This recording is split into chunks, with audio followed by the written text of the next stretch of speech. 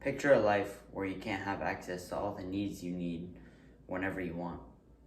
Imagine being more vulnerable to diseases and sicknesses just from hunger and starvation, where a small little sickness, like a common cold, can be super detrimental.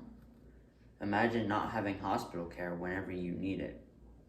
While we only imagine these living conditions, people in Africa are having to live in these conditions as we speak.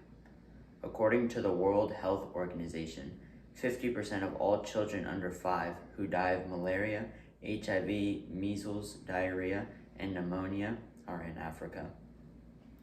We need to acknowledge the fact that this is caused mainly by poor financial statuses, not safe drinking water, and not enough of the right medicines. And that if we can help improve these standards, then we can be the reason the percentage can go down. According to Confronting Africa's Health Crisis article, 46% of the population live on less than $1 a day. Africa is going super downhill, and it's now become a financial crisis for everyone there. National institutions in Africa are often weak, which leaves the government open to corruption. So, these people in need don't have a government that they can rely on for help like we can, like how we can get food stamps if we aren't financially stable for food and water.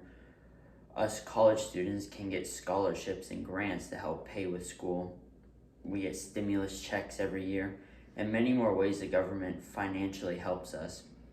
We need to implement a system similar to that so children and adults can receive financial help as well.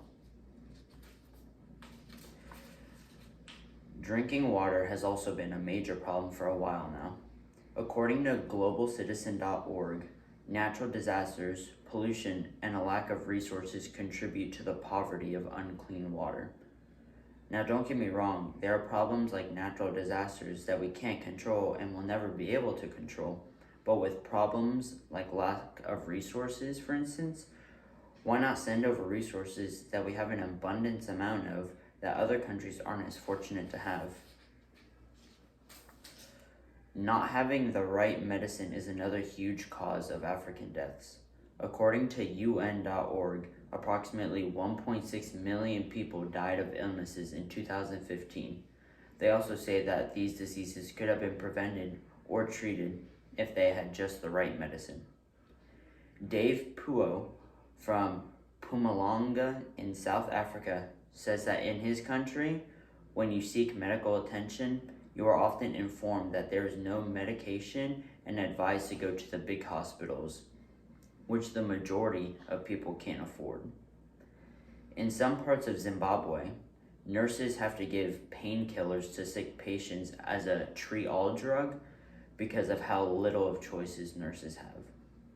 Stuff like this, I feel, needs to be brought to people's attention because it's not getting any better.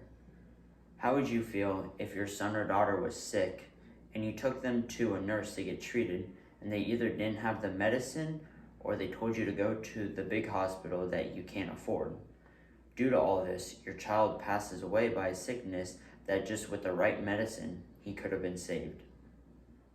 You will feel terrible and miserable because you couldn't afford to take them to the hospital. Africa is in a major crisis right now, and something needs to be done as soon as possible.